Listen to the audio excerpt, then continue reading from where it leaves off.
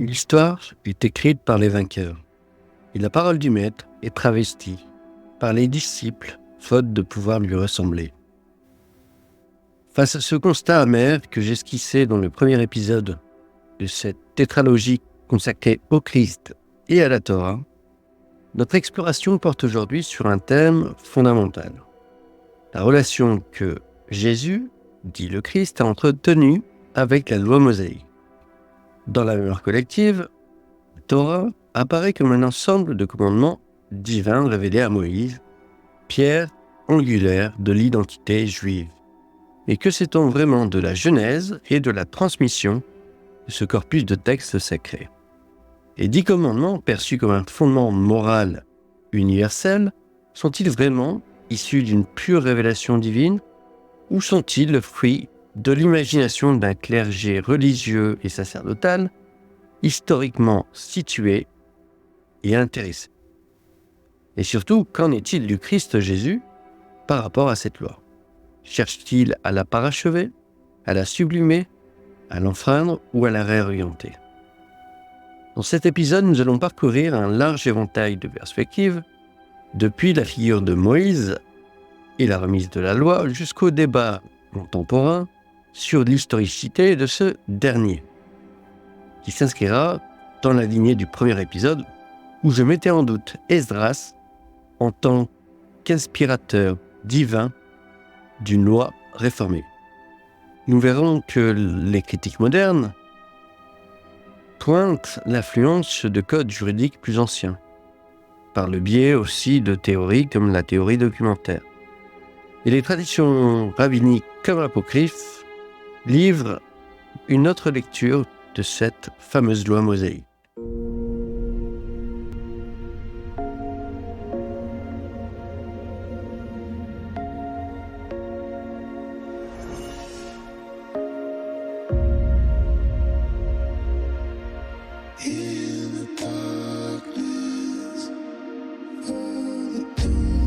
Moïse, Ramsès, vous avez grandi côte à côte comme deux frères.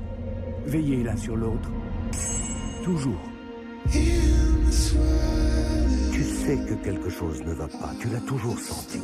Tes parents ne t'ont jamais dit la vérité. Quelle vérité? L'année de ta naissance, une prophétie annonçait la venue au monde d'un chef qui viendrait nous libérer. Ce chef, c'est toi, Moïse. Après 400 ans d'esclavage, les choses ici n'ont fait qu'empirer. Je te parle en frère, tu dois les libérer. C'est une menace? Oui! Je veux que Moïse et sa famille meurent. Qu'est-ce qui compte le plus dans ta vie? Toi. Et quand me quitteras-tu? Jamais. Voyons qui de nous deux massacre le mieux. Toi ou moi?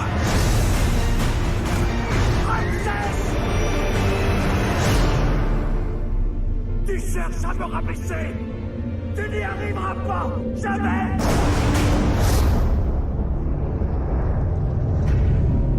Je suis venu te dire que ce qui se prépare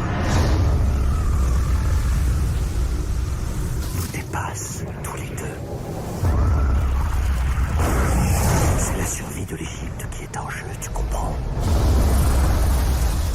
Qui te l'a dit?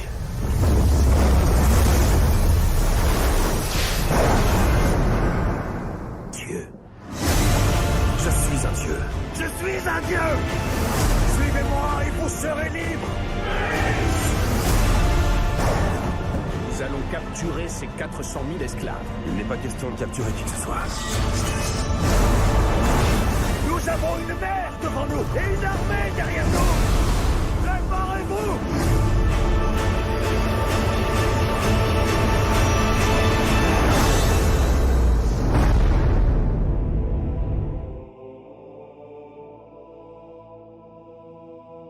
La Torah, composée des 5 premiers livres de la Bible, c'est-à-dire le Pentateuque, n'a probablement pas été rédigée d'un seul tenant à l'époque de Moïse.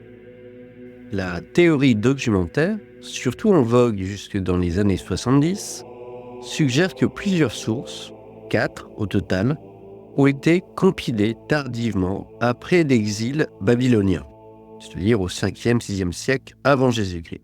Cette compilation progressive et évolutive explique en partie certains anachronismes, variations de style, différences théologiques internes, comme par exemple le fait que Moïse puisse commenter sa propre main. De plus, la comparaison avec d'autres codes juridiques en vigueur dans l'Antiquité, comme le code d'Hammurabi, qui fait son apparition au XVIIIe siècle avant Jésus-Christ, révèle des similarités assez frappantes. Loi contre le meurtre, le vol, le parjure. Ces points communs interrogent donc. La Torah est-elle pure révélation ou s'est-elle nourrie de traditions juridiques plus anciennes, intégrées dans une vision monothéiste? Même en accordant du crédit à cette théorie, cela n'annule pas nécessairement la sacralité de la loi, mais invite à la voir comme un texte en interaction avec son environnement historique et culturel.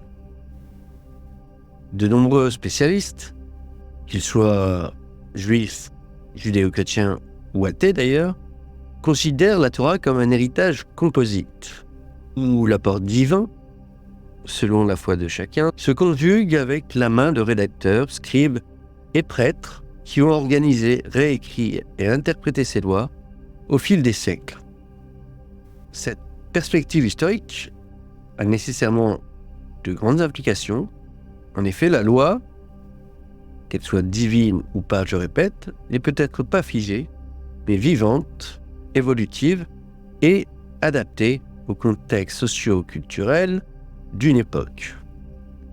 Ce qui ferait de cette loi une loi à la fois immanente et transcendante, selon que vous êtes athée ou croyant. Nous arrivons maintenant au cœur de l'enseignement de cet épisode, la figure du Christ et son rapport à la Torah. Tout au long des évangiles, le Christ Jésus est régulièrement confronté à la question de la loi mosaïque, et ce de façon plus ou moins directe, plus ou moins voilée. Par exemple, quand un homme riche ayant une certaine autorité demande au Christ « Que dois-je faire pour hériter de la vie éternelle ?» Passage que l'on trouve en Luc chapitre 18 et Marc au chapitre 10. C'est alors que le Christ lui répond en citant seulement une partie des 10 commandements, tels que nous les connaissons aujourd'hui. Il rappelle de ne pas tuer, de ne pas commettre d'adultère, de ne pas voler, de ne pas porter de faux témoignages et honorer père et mère. Mais curieusement, et sûrement à dessein, le Christ Jésus omet les commandements strictement tournés vers Dieu, en tout cas le Dieu de l'Ancien Testament, à savoir le respect du sabbat, le monothéisme, l'interdiction de l'idolâtrie. Et quand le chef riche répond qu'il a observé toutes ces choses dès sa jeunesse, le Rédempteur lui répond « Il te manque encore une chose, vends tout ce que tu as, distribue-le aux pauvres, et tu auras un trésor dans les cieux, puis viens et suis-moi. » S'ensuit alors la fameuse parabole à propos des riches et de la difficulté pour eux d'entrer dans le royaume des cieux. Ce passage, intriguant à plus d'un titre, nous amène à nous questionner sur le rapport de Jésus à la loi. Pourquoi donc le Christ opère cette sélection? Revisite-t-il les 10 commandements pour sous-entendre qu'ils ne sont qu'une loi d'homme, car potentiellement interpolée ou falsifiée à partir d'Esdras, et ou de ses successeurs, comme évoqué dans l'épisode 1? Est-ce que le Christ est du même coup en train d'inviter son interlocuteur et les futurs disciples que seront les chrétiens à aller au-delà de la lettre pour atteindre l'esprit de la loi, une loi qui serait gravée dans le cœur de tout chrétien authentique? C'est ce que nous allons voir dans les parties suivantes. Comme évoqué précédemment, dans la culture juive du 1er siècle, la loi mosaïque, à savoir la Torah, ne se limitait pas aux 10 commandements. Et déjà à l'époque du Christ, les traditions rabbiniques, et notamment pharisiennes, avaient recensé jusqu'à 613 mitzvot, ou commandements. À cette époque, on discutait déjà du statut de certaines lois. Venaient-elles toutes directement de la révélation du Sinaï, ou certaines étaient-elles que des interprétations tardives, issues de la tradition orale, que l'on appelle Mishnah, et qui étaient à l'époque transmises de maître à disciple. Des écoles rabbiniques différentes, comme celle d'Hillel, pouvaient diverger sur la sévérité de certaines prescriptions, sur la pureté rituelle ou sur la manière de sanctifier le sabbat. En fait, le commentaire de la loi et le commentaire du commentaire est une spécialité typiquement hébraïque. J'évoquerai peut-être dans un prochain épisode des textes comme la Gemara ou le Zohar qui traitent, là en l'occurrence, du versant ésotérique du judaïsme, à savoir la Kabbale. Mais revenons à nos moutons. On sait que dans les évangiles, Jésus ne traite jamais en langage profane ces fameuses mitzvot. Au contraire, il exprime sans crainte sa disruption par rapport à la Torah, et ce, par le biais de paraboles.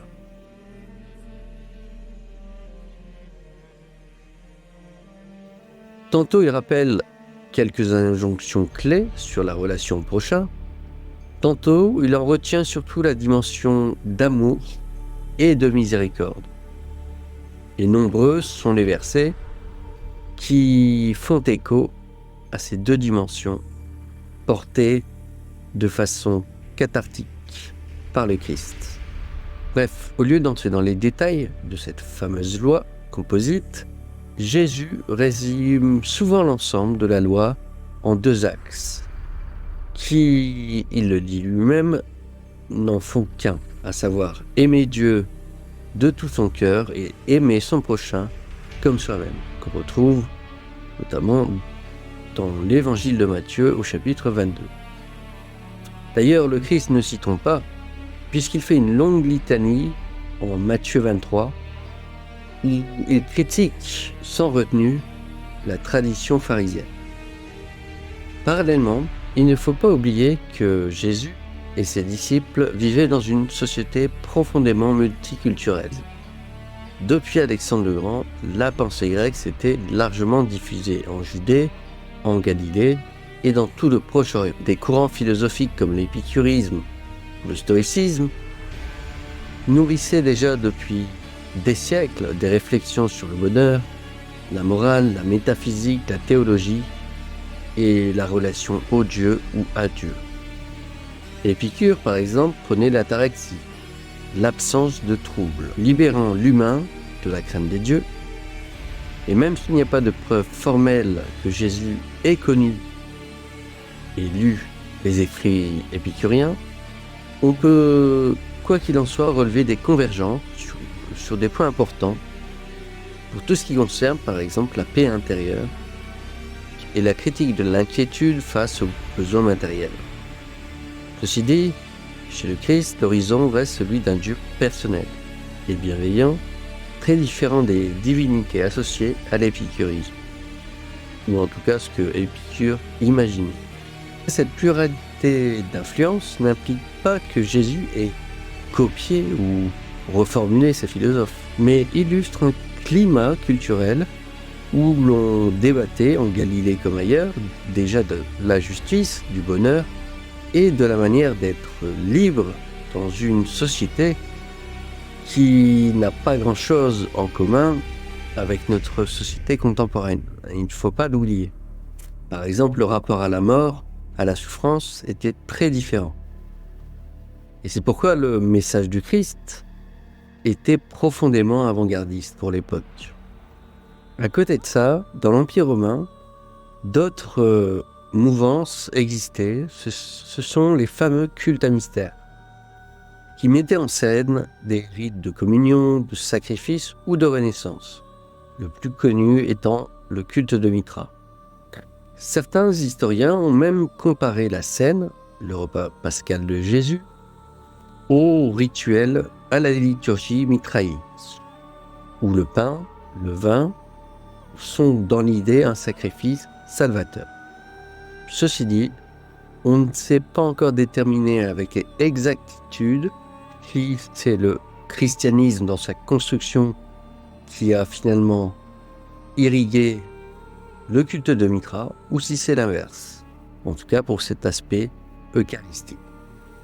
Au final, l'enseignement du Christ paraît se nourrir d'une part de la Torah et entrer en dialogue involontaire d'autre part avec l'hellénisme, même si les évangiles ne font pas état d'influence philosophique directe. Les convergences avec Épicure ou le stoïcisme se perçoivent plutôt comme des points de rencontre dans la conscience spirituelle de l'époque, tandis que la singularité de l'enseignement du Christ s'affirme par la proclamation d'un Dieu personnel, aimant, qui appelle à une transformation radicale du cœur de l'homme.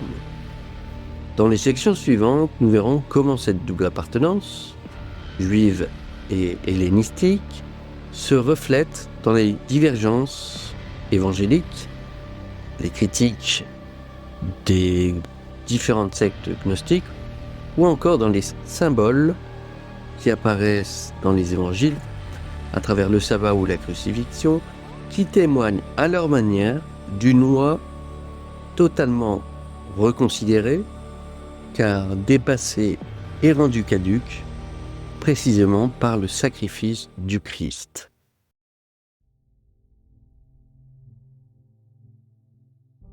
Le Christ, Rédempteur, est un homme devenu Dieu et un Dieu devenu humain. Par conséquent, il faut garder en tête que ces paroles ont évolué de son vivant au fur et à mesure de son évolution vers la divinité.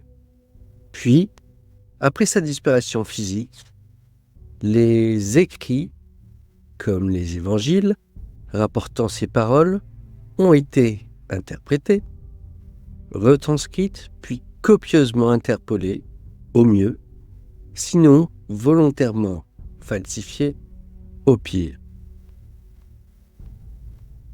Ce préambule étant fait, nous allons désormais étudier le rapport du Christ à la loi par le prisme des 4 évangiles canoniques.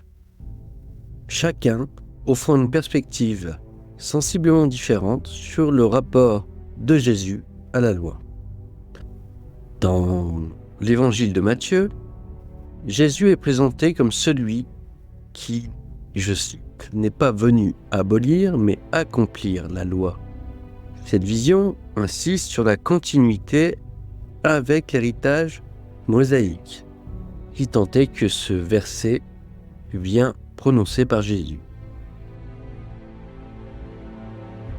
Cette formule, que l'on retrouve à d'autres occasions dans les évangiles, et en particulier chez Matthieu, montre que le Christ considère la loi comme un idéal transcendant, bien différent des lois codifiées issues de la tradition pharisienne, sadducéenne ou autre. Et cette dichotomie, cette ambivalence est particulièrement flagrante en Matthieu 23. Dans l'évangile de Marc, il est plus question de la confrontation aux traditions pharisiennes. Le Christ remet en cause les lois alimentaires et la rigidité du sabbat, lorsque par exemple, lui et ses disciples traversent un champ un jour de sabbat et se nourrissent des épis présents dans le champ. C'est à ce moment-là que le Christ évoque le verset suivant. Le sabbat a été fait pour l'homme et non pas l'homme pour le sabbat. C'est pourquoi le Fils de l'homme est aussi maître du sabbat.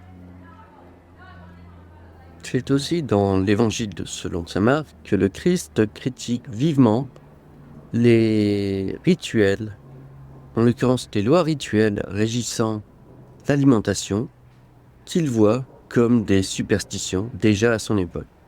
Le Christ insiste, en fait, sur le fait que la pureté doit être intérieure et non extérieure, que les ablutions, les rituels qui relèvent plus de la superstition, sont, pour les pharisiens de l'époque, des apparats censés honorer le Dieu qu'ils pensent être Dieu.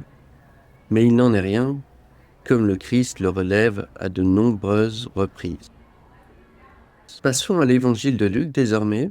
Celui-ci insiste sur l'universalité, et notamment dans le cadre de la charité. La parabole du bon samaritain, que l'on retrouve dans Luc au chapitre 10, élargit la notion de prochain au-delà des frontières ethniques, culturelles, familiales et même religieuses. Par le biais de Luc, nous avons une loi devenue principe d'amour universel et non plus une loi purement identitaire et refermée sur elle-même, plutôt renfermée sur elle-même. Et c'est finalement dans Jean que le Christ opère une rupture encore plus nette avec la Torah.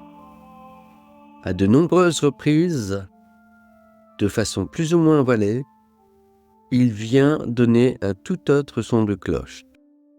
Dans le prologue de Saint Jean, il est par exemple dit que la loi a été donnée par Moïse et que la grâce et la vérité sont venues par Jésus-Christ. Ici, la loi mosaïque semble un reliquat du passé, ou en tout cas subordonnée à une révélation plus haute, celle du Logos incarné. On est proche d'une perspective spirituelle, pneumatique, comme diraient les gnostiques, où la loi n'est qu'un préambule à la grâce divine.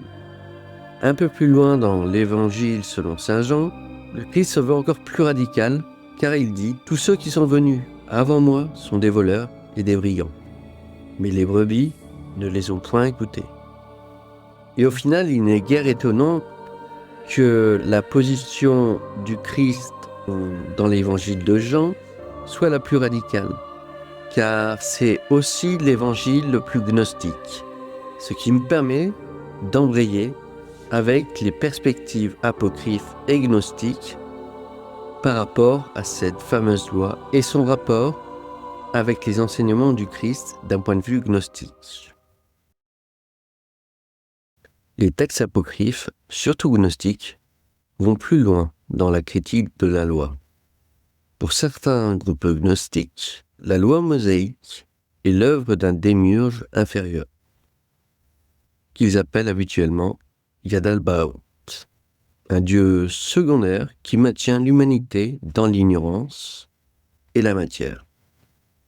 Les commandements mosaïques ont pour effet de culpabiliser, infantiliser et finalement étouffer le sens critique du peuple juif, leur empêchant l'accès à la vérité. D'ailleurs, les gnostiques n'étaient pas dupes de la machination occulte qui sévissait et sévillait encore sur les juifs, comme sur les nations, où tantôt le démiurge et les archontes flattent la fierté du peuple élu via une dogmatique et des doctrines qui ont pour effet d'agir comme un repoussoir auprès des autres nations, elles-mêmes influencées par les archontes qui les entraînent à jalouser, sinon haïr, le peuple élu, jusqu'à ce que le peuple élu devienne à son tour le persécuteur de leur bourreau. Voyons quelques exemples d'apocryphes gnostiques et voyons comment ils envisagent la loi. Dans l'évangile de Philippe, la loi mosaïque est mentionnée à plusieurs reprises. Elle est notamment comparée à l'arbre de la connaissance du bien et du mal, qui introduit la mort. Elle a introduit la mort et a enfermé l'homme dans une dualité aliénante. Dans l'évangile de Judas, Jésus se moque des apôtres attachés au sacrifice du temple. Il les accuse de servir un Dieu qui n'est pas le vrai Père céleste. Ainsi, la loi, avec ses rituels, apparaît non comme une médiation divine, mais bel et bien comme un piège. Dans le dialogue du Sauveur, l'auteur de ce texte voit la loi comme un aveuglement, une façade empêchant de voir la lumière intérieure. En clair, pour ces traditions, le salut ne passe pas par l'obéissance aveugle à une loi extérieure, mais par la connaissance, la gnose, qui permet la libération spirituelle. Ces textes, redécouverts à Nag Hammadi, relèvent l'ampleur des débats dans les premiers siècles du christianisme primitif, où la loi pouvait être vue comme un chemin vers Dieu ou comme un obstacle dont le Rédempteur, Jésus-Christ, libère et sauve, comme son nom l'indique.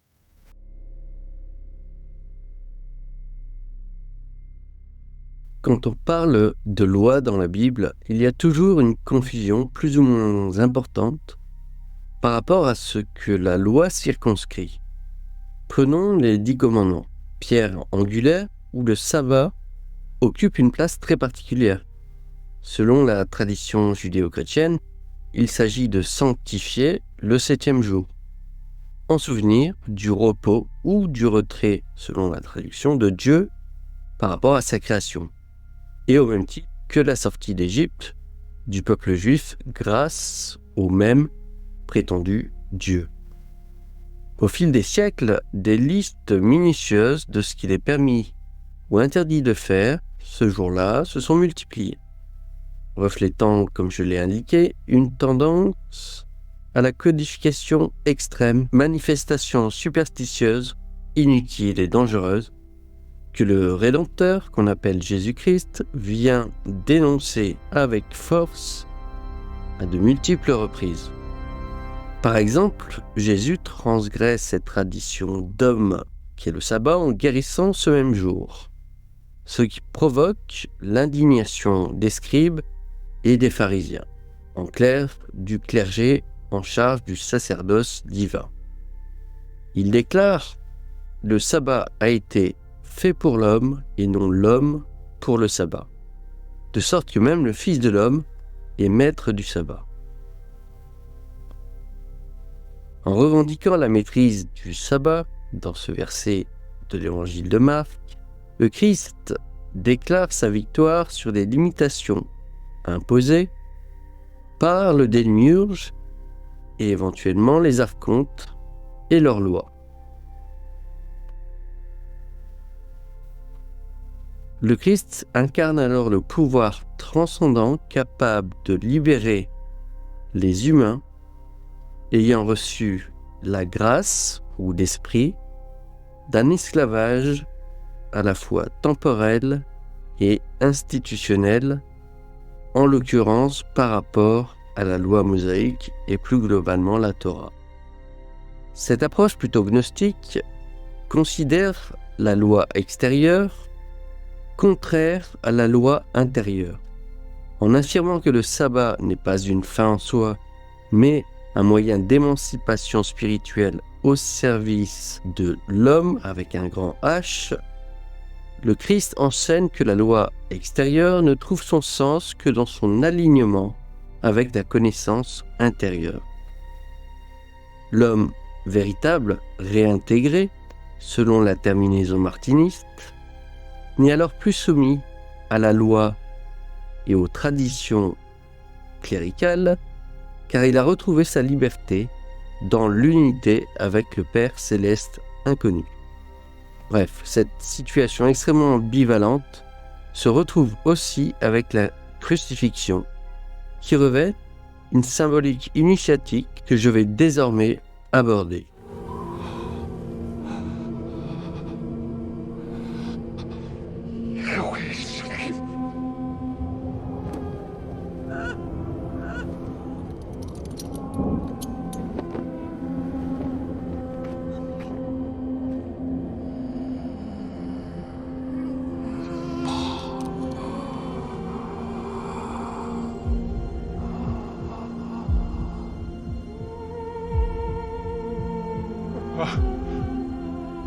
They're dead.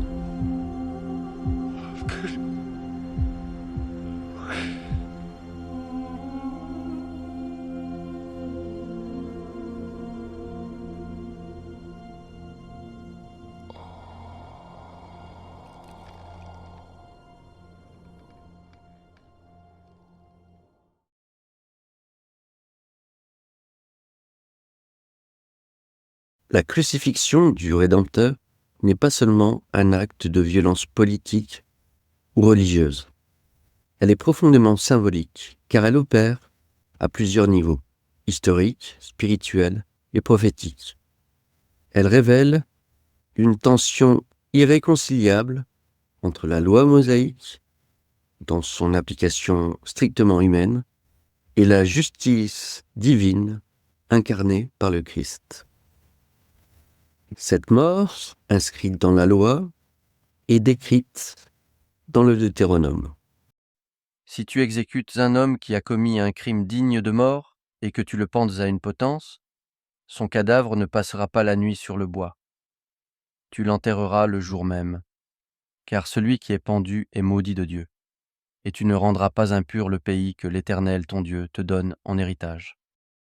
La crucifixion, en tant que forme de supplice infamant, symbolise une malédiction, destinée à provoquer l'effroi au sein du peuple. Celui qui est pendu au bois est d'abord vu comme rejeté, impur, condamné par le Dieu tutélaire des Juifs. Les évangiles rapportent que Jésus a été condamné par le Sanhédrin pour blasphème et livré à Hérode puis aux Romains, qui l'ont exécuté par crucifixion. Méthode, comme je l'évoquais dans un précédent épisode, réservée aux criminels, aux rebelles, aux séditieux. En tout cas, ce supplice, inscrit dans la loi du prétendu Dieu, devient aussi sa dénonciation ultime. En mourant sur la croix, Jésus est exposé comme un transgresseur selon les critères purement humains de l'interprétation de la loi. Mais en vérité, il révèle simultanément l'injustice profonde de cette loi dans sa forme la plus pervertie. Le choix de la crucifixion pendant la Pâque amplifie nettement ce message. La Pâque célèbre la libération des Israélites de l'esclavage en Égypte, un moment où le Dieu juif agit pour libérer son peuple. En mourant sur la croix, Jésus devient l'agneau pascal, l'agneau immolé. Mais pas seulement. La croix, symbole de malédiction, comme je viens de l'évoquer, devient dans le christianisme le symbole de la victoire de la vie sur la mort et la rupture avec cette prétendue superstitieuse malédiction. Le Rédempteur transforme alors l'instrument de condamnation en un outil de rédemption individuel et universel qui manifeste l'espérance pour tous ceux et celles qui suivront son exemple, portant chacun à leur manière leur propre croix. En étant pendu au bois, Jésus-Christ expose l'injustice d'une loi littérale, tout en révélant une justice divine à tous ceux et celles qui ont été pénétrés par l'Esprit de Dieu, transcendant alors toutes les règles humaines. La croix devient un symbole intemporel, non seulement de souffrance, mais surtout de libération, de transformation et d'un appel à une morale plus haute, inscrite dans le cœur de chaque être humain et chrétien.